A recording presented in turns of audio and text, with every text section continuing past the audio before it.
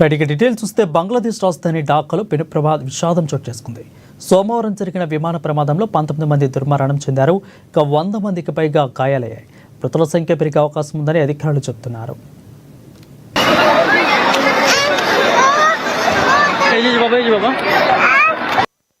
ఇక Bangladesh air force కు చెందిన F-7 BGI ట్రైనింగ్ విమానం సోమవారం మధ్యాహ్నం ఢాకా నగరంలోని మైల్స్టోన్ స్కూల్ అండ్ కాలేజీ ప్రాంగణంలో కూలిపోయింది.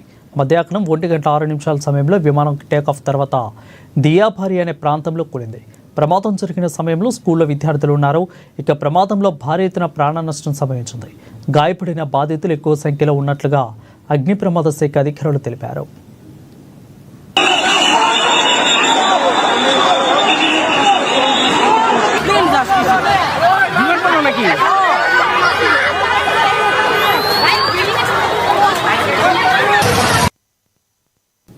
రైతులకు ఇలాంటి కొరత లేకుండా ఎరువులు అందుబాటులో ఉండేలా చూడాలని అధికారులను